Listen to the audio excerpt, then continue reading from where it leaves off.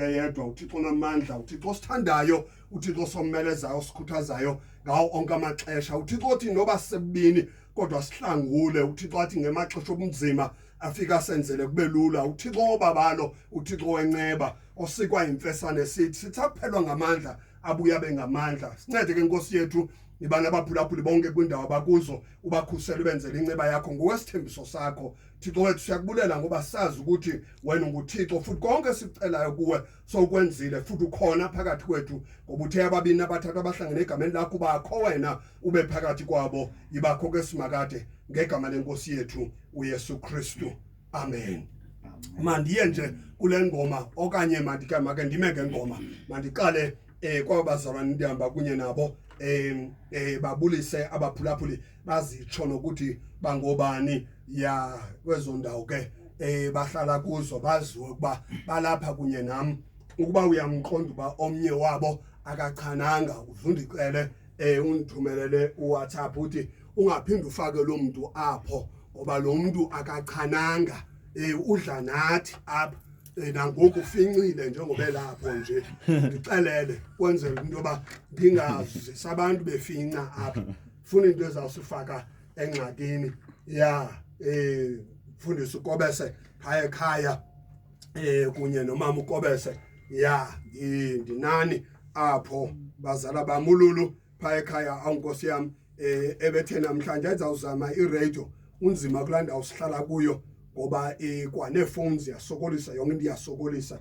Kodwa ke noko ebethe uyawuzama noko this time. Mandixolise futhi kubaphulaphuli ukuba kule veki iphelileyo ndibanike inamba erongo. Ndiyaxolisa kakhulu kubaphulaphuli, ndiyaxolisa ngokungazenzisiyo. Masiye ke phaya kulo mama osecaleni kwam. Sondela apha embokweni ke mama, ubulise abaphulaphuli phaya ekhaya nabantwana. Ungamlibali phaya utata uMkwe. Mama, ndiyabulisa abaphulaphuli beLukhanje FM. Ndinibulisa ngegama lenkosi uYesu Kristu. Ndingumama uMkwena eTop Town. Ndibulisa kutata uMkwena, ndingabalibalanga abantwana. Amen. Masigqithe ke nani nibulisile bantwana bam nonke apho eJCC, khanganilibale. Cha uyapenika. Yes baphulaphuli, ndithabathe lithuba ndibulise ndibulisa ibandla uqala, umzimba wenkosi uYesu Kristu. Ndiyanibulisa bantakwethu, ndinibulisa ngegama lenkosi uYesu. Ndibulise ke phaya ekhaya iGodongwana family imamele yonke. Ndiyanibulisa bantakwethu Sima ingaba uthe uzawumamela. Ndiyanibulisa ngegama lenkosi yami enguYesu Kristu. Ndingalibalanga ukuya pha eNomzamo, ndiye napha eBhede, ndibulise ebukhweni. Ndiyabulisa nkosikazi nabantwana nosibalikazi, ndiyabulisa ngegama lenkosi yami Yesu Kristu, amen. Enkosi kakhulu mntana enkosi. Masingashifti izitulo, masize sondela ke mntana enkosi. Khawubulisa abaphulaphuli emakhaya. Mandibulele tata ngelithuba nelixesha. Mandibulise ke abaphulaphuli bonke kwindawo abasimamele bekuzo. Igama lam ke ndinguLindo Kuhle, umfo kaMdlaka, le kweza ndawo zasemampondweni phaya elusikisiki. Kodwa ke ngokwele minyaka ithile ndiselapha eGomani Wesof. Enkosi ke tata. Enkosi kakhulu mntana enkosi. Make ndithathe nje ingoma ukwenzela uba ndilungise nje ukuhlala. Ndizawubuya abaphulaphuli, ndizawubuya. Ningakhohlwa ukuba namhlanje ndinifuna kwangethuba, funa nihlomle. Ndincede mphulaphuli sukuthi uhleli nami, ndiyakwazi uhleli nami, kodwa ndifuna uthethe into. Uhleli nami, ulivile ilizwi, uthini uThixo kuwe. Andikuxakekisi kodwa uba unento nje ethi hayi sihleli nawe tata, hayi ungatsho, ungabi nangxaki. Kodwa nje mandithathe nje le ngoma ndizobuya ndilungise nje ukuhlala buyela kuni ngoku. Sihlangene ngolo daba sihlangana ngalo, singasoze salitshintsha udaba lukaYesu Kristu ngokwakhe. Ludaba olungasoze salitshintsha, asinandlela yokulitshintsha. Siyaxolisa kubaphulaphuli, kodwa ke asiyonto edinga nokuxoliselwa, ngoba sithunywe loo nto. ukuphatha kwethu iBhayibheli siyiphathele lonto kwanayo iBhayibheli njengoba ibhaliwe nje ibhalelwe lonto nabo bayifundayo bayivayo bayishumayelayo bekumele babashumayela lonto siphetheke lonto ingo Yesu Kristu udaba olungoKristu Yesu ngoba zonke bonke abaprofeti ukusukela koMoses uMoses wathi uThixo uzaninika omnye ongaphezulu kwami ya uThixo uzawunivelela ngelinye ithuba ya bonke abaprofeti oIsaya nobani bani ungabakota noEzekiel nobani bathetha ngaye lo ekumele nathi sithetha ngaye kwabikho scripture okanye indawo eBhayibhelini ethi masiye kuthetha ngaye siyothetha ngaye azabuye sothetha ngaye azazosihlangula sothetha ngaye kukubi kukuhle kumnandi siyothetha ngaye ngamaxesha onke sinandlela yokungathethi ngaye namhlanje ke siphethe elilizwi likaThixo kwakhona njengoba iprogram yethu isithi ngokwelizwi likaThixo according to the Bible siphethe ke incwadi yabaseKorinte namhlanje isahluko sesine siya nje kula verse yesihlanu sizayinonga ke ngezinye iverse uThixo asivumelayo ukuba siye kuzo kodwa ke namhlanje eyona verse yethu esizawu gxila kuyo ileyo incwadi yabaseKorinte besibini isahluko sesine iverse yesihlanu mandiphinde ndinikhumbuze apho kwasemi ndinikhumbuze kuzo zonke ezinye indawo phaya ukuwa ndinikhumbuze phaya eThornhill ndinikhumbuze eTentergate ukuba sikhona kulamazomoya silinde wena ke ukuze uzohlangana kunye nathi khasifundele mntana enkosi kule Bible yesintu uverse 5 ku chapter 4 uverse 5 ufundeka ngolhlobo kuba asizivakalisi thina sivakalisa uKristu Yesu ukuba uyinkosi sibeke thina sizivakalisa ukuba singabakhonzi benu ngenxa kaYesu nalo ke baphulaphuli ilizwi namhlanje uThixo asithume kuba sikhuthaze sakhe sifundise siqononondise sikhalimele ngalo nalo ke asinayo enye into esinokuyimisa ngaphandle kwale echiwo lilizwi likaThixo ngithanda ke le ndawo ethi kuba asizivakalisi thina iqala ngolohlobo right athina asithini asizivakalisi thina ya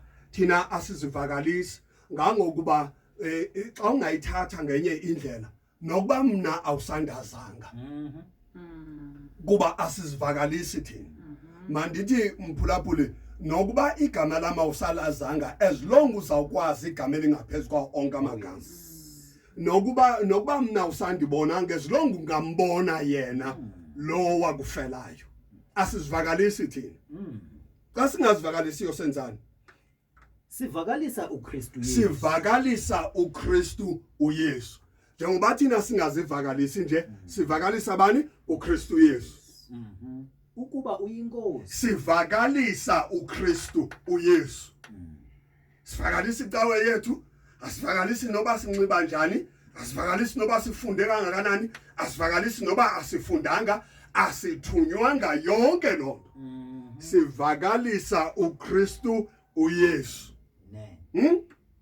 sibeke thina sizivakalisa ukuba singabakhonzi benu ekugqibeleni thina mayicace into ba singabakhonzi benu ngenxa kaYesu actually nina nizokhonza kunye nathi sikhonzeni thina sonke uThixo ngoYesu Kristu now thina sizivakalisi sivakalisa uKristu Yesu sizibeke ecaleni mos ukuba thina siyazivakalisa into esifanele siyivakalise uba singabakhonzi benu exactly sizizicaka zenu sengathi ndiyamva umphulaphuli okanye ndiyamva umfundisi esithi ekomnye athi nceku nceku kaJehova uyinceku yaba bantu asizivakalisi thina sivakalisa uKristu Yesu and then sibe thina sizivakalisa uba singabakhonzi benu siziservers zenu uThixo akasibizelanga ukuba sizovela thina akasibizelanga noma savelanga thina uThixo usibizele into ba sizovakalisa uKristu Yesu nguye ke lo sihlelele Amen. nguye lo le program eqhuba ngenxa yakhe nguye lo sizawuthetha kukubi kumnandi kuze kube kuhle nguye ngaphandle kwakhe akho nto yimbi sinokuyithetha ufuna ke siphindele engomeni ndiyabuya baphulaphuli bam andimoshi ixesha kodwa ikhona nje into endifuna ukuyilungisa okanye make ngiqale kanje apha kuseseri Nkosi asizivakalisi thina sivakalisa uKristu sibe sizivakalisa ke phofu thina kuni uba sizizicakazeni nalo ilizwi lenkosi Inkosi tata. qhubeka mama Inkosi tata. Izwi lenkosi liyazithethela ngokwalo. Ndicinga into bana licace gca. Lithi asizivakalisi thina. yeah sizivakalisi thina Sivakalisa uKristu Yesu ukuba uyinkosi. Ayikho enye inkosi ngaphandle koYesu Kristu. Ngeke sakwazi sizivakalise thina ngaphandle koba sivakalise yena. Simelwe futhi simelwe ukuthi sivakalise yena, siphakamise yena, sazisa abantu ngaye, singazisenye into, siphakamise yena ukuze abantu bamazi futhi bamamkele. Litsho kamnandi tata lilizwi licacile nakubani na akekho omnye umuntu omele aphakanyiswe ngaphandle koYesu Kristu. Esatsho utata esithi noba thina asaziwanga uba singobani noba besivele sangena asazichaza uba singobani kodwa ukuba nje sivakalise uYesu Kristu sawube sigqibile ngoba lixesha loba ngokabantu beve yena bazi yena ukuze bamvakalise nabo. Enkosi tata. uyazi ba mama umkwena inyani le uyichoyo uyabona baphulaphule apha emakhaya mayicace ukuba zonke izinto esasicinga uba zizinto ezinokusinceda zifailishile Yeah.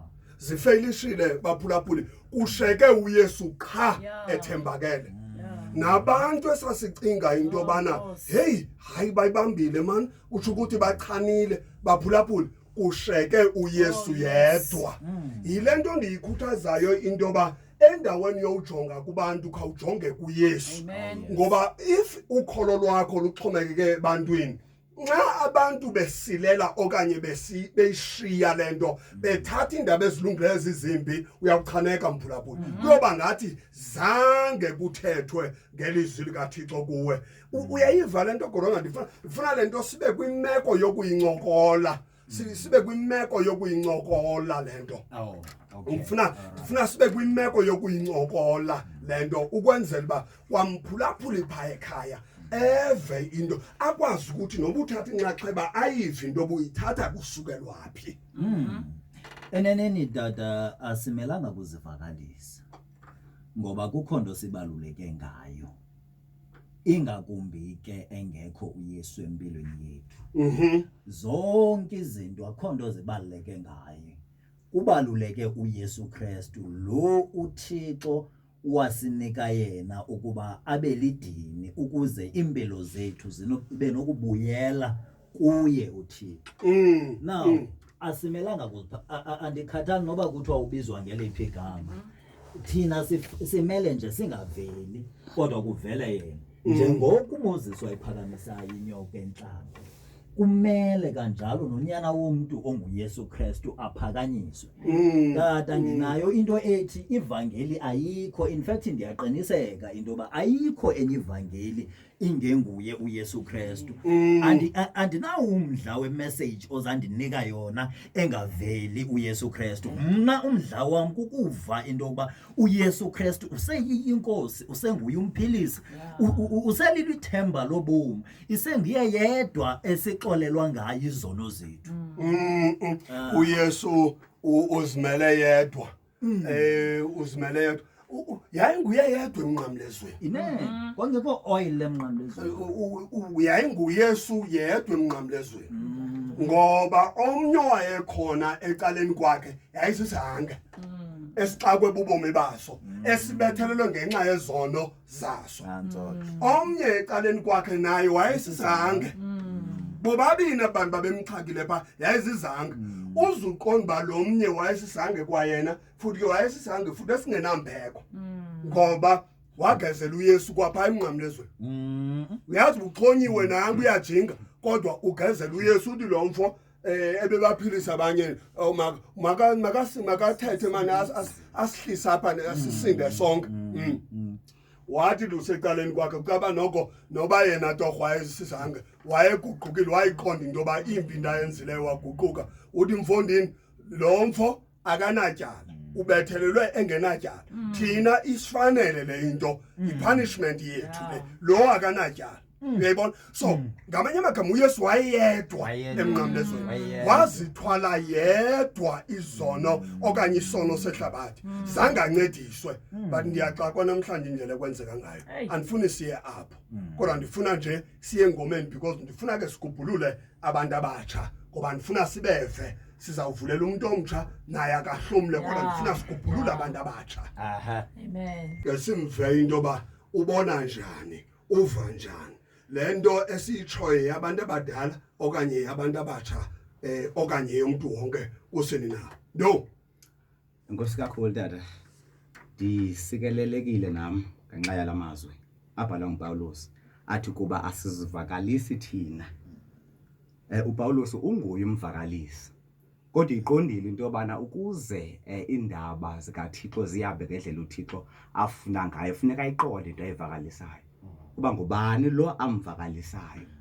Sengathi ndingumuntu omtsha kodwa ebantwini abadala basikhokhele mabayiqonde into yobana ngubalo avakaliswayo, ngubalo simnikezwayo. Ngoba enyanisweni kuyafuneka into yobana sidlule kulo aphambi kwethu kodwa siye kulo avakaliswayo nguye.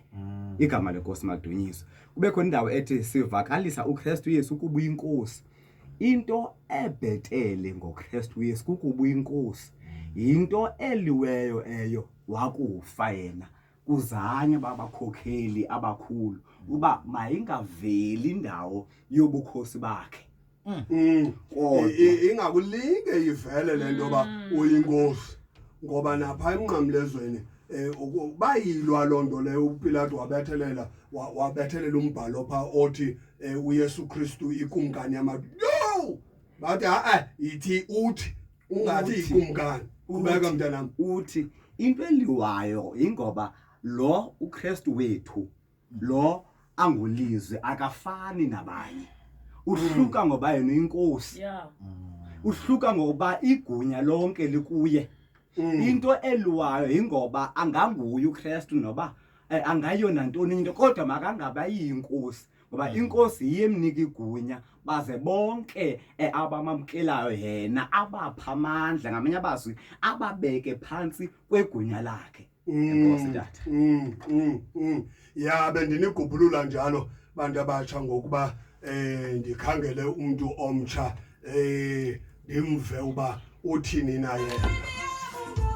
Aya uthi mfundisi ngokuvakaliswa kukaKristu uThixo usolulela inceba yokuba sive ngalo Kristu ongumkhululi kuza ilixa apho sizakutsiba umda wenceba sithi silifuna ilizwi libe lingena kufumaneka silambe sinxanwe sinxanelwe uThixo azaliseke uMateyu 24:24 sigaxeleke ebubini uThixo makanisikelele. Siyabulela mntana enkosi, siyabulela kakhulu ofana naye. Manthathe lo mphulaphula ukwenzela into yoba sizobuyela apha kubantwana benkosi engihleli kunye nabo. Uthi lo mfundisi Dongwe, hleli nani dada, siyabulela ngelizwi ya akasichaza ngakha, kodwa ke siyabulela kakhulu umphulaphuli phaya eDongwe hleli nathi. Ya siyabulela kakhulu uThixo akwenzele inceba yakhe. Ya siyabulela kakhulu. Make ndiye ke kubantwana benkosi abalapha, ndizawuphinde ndithanda abanye abaphulaphuli kwangethuba nje ukwenzela babe inxalenye nethu. Lo mphulaphuli osanda kufika apha ekhaya kanye imizuzu xa isixhenxe phambi kwentsimbi yesibhozo, ndicela nje ubambe ilizwi lethu esilifunde namhlanje likwincwadi yesibini yabaseKorinte sahluko sesine ivesi yesihlanu qha kuphela. Sithetha ngalento ethi asizivakalisi thina. Hayi akutsho mna mphulaphuli, ivesi litshoyo ithi asizivakalisi thina, sivakalisa uYesu uKristu ukuba inkosi. Sizivakalisa thina ukuba sizizicaka zenu, sizicaka zenu. Akutsho mna baphulaphuli, iBhayibhile litshoyo. Siyifundile loo ndawo, sizawuphinda samane siyifunde ukwenzela uba wonke umuntu acacelwe into yoba asithethi into efuna ukukholisa thina, efuna ukusivisa kamnandi. Sithetha into ethethwa lizwi likaThixo. Ndiphantsi uba ndiyaqiniseka mphulaphuli uba nabani na ophilayo ozaziyo into yoba uyafuna ukuba aphakame, abantu bamphakamise, noko bengena uthetha into emdimothayo, ngoba kuyavakaleka apha ukuba uThixo usibeka kwilevel yoba thina sizizicaka zenu.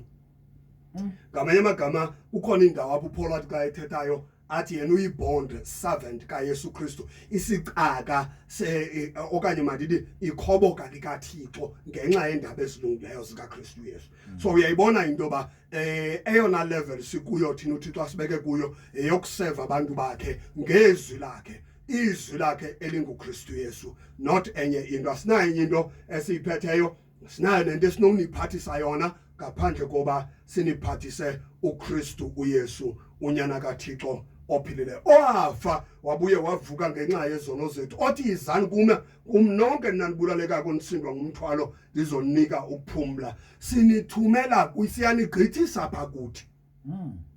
Kuyegqithwa emntwini, siyanigqithisa apha kuthi. Sinikhomba kulo unamandla, sinikhomba kulo onegunya, sinikhomba usimakade.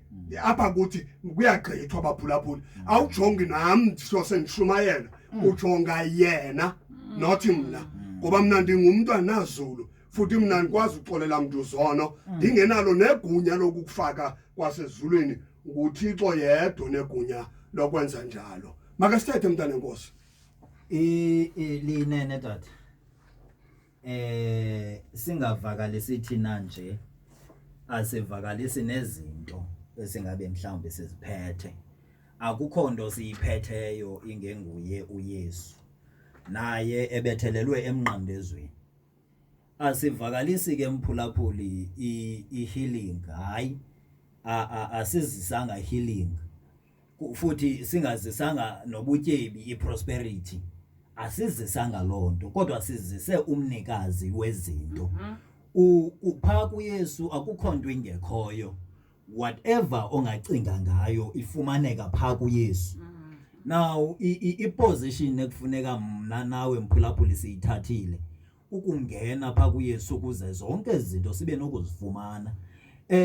Ithi le verse uyinkosi, sivakalisa into ba uYesu Kristu lo uyinkosi. Inkosi ke ngumlawuli, umlawuli wendawo mhlawumbi, inkosi yaloo ndawo iyaziwa into ukuba zonke izinto zokulawula zifanele uba zipha kuye, okwethu nje is to submit under inkosi. So ukuba uYesu uyiyo inkosi, nakuwe mphulaphuli nakum sifanele into yoba siyasubmit apha kuye. Asifanelanga uvakala thina, kodwa sifanele into yoba kuphakame yena ukuze thina singabonakali. Okanye ke singathi ngamanye amagama ukwenzela uba wonke umuntu acacelwe kakuhle lento. Ukuba uYesu Kristu uyinkosi, umele uba uyalawula. Amen. Lolawulo kaloku inkosi inkosi yolawula, ayonkosi yokwaziwa uba kukho inkosi phaya eyokwenzani, inkosi yantoni, inkosi yesitulo. No, Uba uYesu uyavuma ukuba uyinkosi, uvuma ukuba makakulawule. Exactly. Ukusukela ngelixesha uvuma ngalo uthi Nkosi, uba ubomi bam ndibuphethe ngokwambuza uduka iphathele bona. Baphathwe nguwe ngoku ndithi mamkwena. Thetha mntana enkosi. Ndicinga tata leli lizwi lindifundise enye into yokuthi kudla ngohlanganwa kungomama. Ndifuna ubhekisa koomama. Oh yes mama. Kudla ngohlanganwa kuthethwa ngeengxaki zoomama. Omnya vele nalena omnya vele nalena but ngoku ndibona into yobana liphelile ixesha lobana sixelelane ngeengxaki zethu zobumama. Ixesha esinalo ngoku lelokubana masiphakamise uYesu Kristu lo ozawukwazi usolva ezi ngxaki zethu. Singaxelelani thina ngazo, thina akho nto esinokwenza ngakumbi ngezi ngxaki zethu, akho nto esinoyitshintsha. Uma sisima ngokwethu sivakalisa thina, sithetha amacebo ethu engekho uYesu Kristu, akho nto izawutshintsha. Simele kukuvakalisa uYesu Kristu bomama ukuze zonke ezinye izinto zenzeke ngenxa yokuvakalisa uYesu Kristu. Sisuke esihlalweni sikaYesu, sithathe uYesu simbeke endaweni yakhe, uvakale yena. Lithi kaloku elilizwi singabakhonzi benu ngenxa kaYesu. Xa kumele sivume into bana sibe ngabakhonzi benu ngenxa kaYesu. Zonke ezi zinto sizenze ngenxa kaYesu. Singaphakamisi amandla ethu kodwa siphakamise uYesu Kristu eyinkosi. Jonga liphelile ixesha lokuchaza ubunjani bempahla endiyinxibayo. Liphelile ixesha lokuchaza imoto endihamba ngayo. Liphelile ixesha lokuchaza indlela endifunde ngayo. Lixesha loba ngoku masiphakamise uYesu Kristu oyinkosi. Ndicinga uba singenza loo nto ke senze ngendlela ekwenziwa ngayo xa kuhletywa. Sihlebe ngoYesu Kristu, simphakamise kwiindawo zonke singena kuzo. Azathi umntu xa yeqala uthetha into uvela umxelela uba yikho enye into endinoyiphendula kule nto ngaphandle kobumisa uYesu Kristu. Sivakalise yena yedwa. Ayaphela amabhongo ethu ngoku. Ilixa liphelile, iphakade lizawupheliswa ukuthi ngoku masimise yena uYesu Kristu, sivakalise yena. Ibe ngathi kuyahletywa. La moya osetyenziswayo mandingathi la moya kodwa mandithi la energy la mdla uba khona xa umuntu efuna ukugqithisa into abenje indlebe. Sengathi kungasetyenziswa loo nto ngoku ngoba izinto zonke zifikelela esiphelweni. Izinto zonke ziyaya ngokungqokwangqingetshe, ziya kanye kulaa ndawo uThixo ebethethe ngayo kuMatthew 24 omnye umphulaphuli aye wayikota apha. Mandithathe nje lo ukwenzela uba ndizobuyela kuni bantwana benkosi. Mandimthathe lo mphulaphuli esithi wow, that's powerful. And enyanisweni sisindiswe nje kungamandla wakhe ukuze sivakalise ubukhosi bakhe uKristu. Uthi ke ngoku singazigwagwisi ngongathi we are better than those who are not saved. Ngiyayithanda ke lento ayithethayo. Kanti kungenceba yakhe ukuthi sivakalise yena buqu kusoso lutshoyo. Singazigwagwisi ngokungathi we are better than those who are not saved. Singacingi into ba sibhetele kwabo. Yabona ke ligama eli andithandi ncam ukulisebenzisa.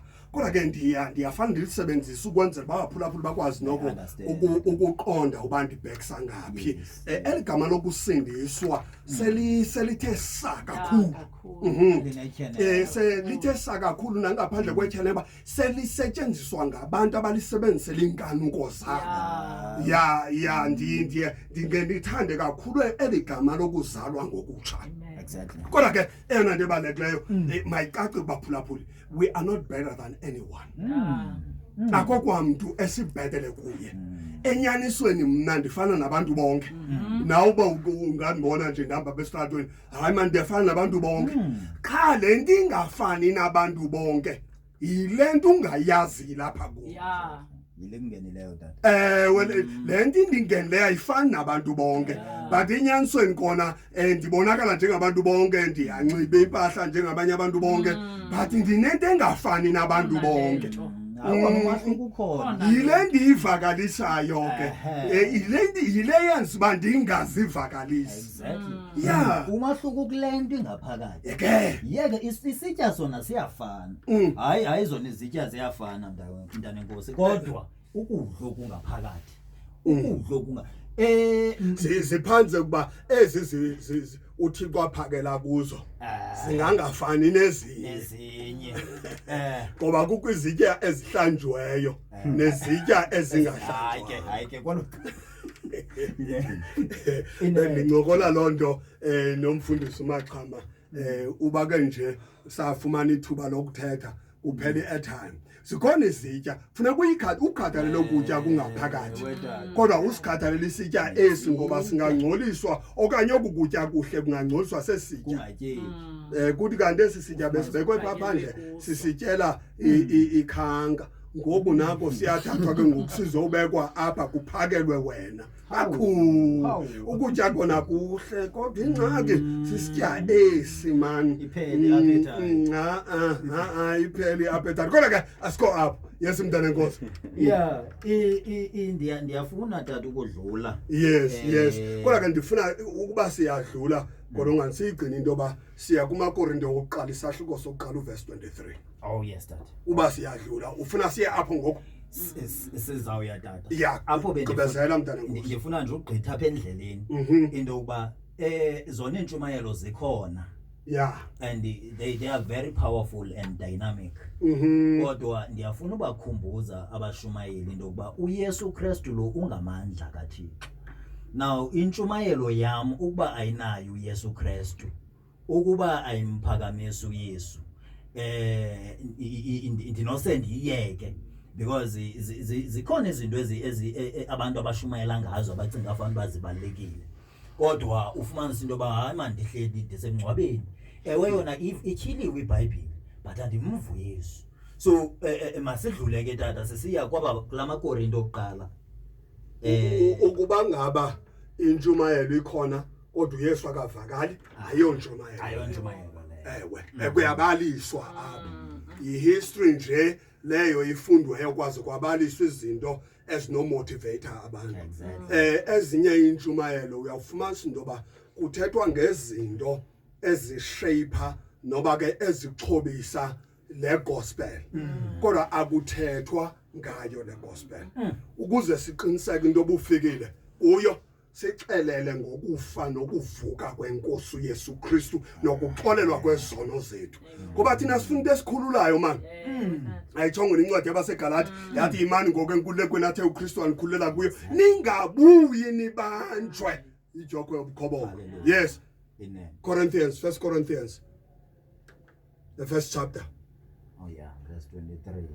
verse 23 ufundeka ngolhlobo mphulaphula ebethelelwe emnqamlezweni no masiqala lapha tata 22 ekubeni amayuda ecela umqondiso makesiqale pha ku verse 21 ku21 tata all right ekubeni ke kuthe ebulumkweni bukaThixo ihlabathi alamazi uThixo ngobulumko balo ebulumkweni bukaThixo ihlabathi obalubulumko khange bungene endawo ekwazi uThixo yes kwakholeka kuThixo ukusindisa abo bakholwayo ngabo ubudenge bokuvakalisa indaba ezilungileyo ewe inyani ke bantwana benkosi xa uyijongileyo yintsomi lento uvakalisa indaba ezilungileyo i-waste of time xa ubajongileyo kwaba bantu bashumayela uba ungathi uzigqibe ukuthi ba-frustrated ungathi ugqibe ukuthi ikhona lento bashumayela ngenxa yayo mamelani phaya kubantu bubudenge kodwa kuThixo bubulumko ekubeni ke amayuda ecela umqondiso amaGrike efuna ubulumko thina okwethu sivakalisa uKristu Khawume amayuda acela umqondiso amaGrike afuna ubulumko kukho abantu abangenwe ingqondo yamaJuda ngoku bahla benyuka befuna imiqondiso sihleli nomqondiso thina kwenzeka ntoni ukuthi khawuphinde uthi thina okwethu sivakalisa uKristu ebethelelwe emnqamlezweni okwethu thina senza njani bantwana benkosi sivakalisa uKristu naye Kristu lowo ebethele asushiya umnqamlezo ngoba inkululeko yethu yafumaneka khona igazi laphalala khona ukuze sixolelwe izono iphelile isikhubekiso ke eso kumayuda ubudenge kumaGrike amaGrike athi Thixo wamabantu abanabulumko amaJuda ayakhubeka ngoba kaloku wona afuna umqondiso uthetha kamandi tata kodwa awenzi imiqondiso into engazundihlalisa kule nkonzo yakho yoba awenzi imiqondiso hayi inyaniso yoba mphulaphuli imiqondiso ayenziwa sithi senziwa umqondiso thina uKristu wenza imiqondiso uba ke sayisusa pha kuKristu sayizisa kuthi uzawufeyila wena ulibele kujonga kuthi kanti lento ufanele uyijonge kumnikazi wayo ukuze ufumane lento ayitsho lento ayiyavakala ndifuna nje ke ngithatha ingoma ukwenzela uba sibuyele kulento somandla khawugcine nansi impilo yami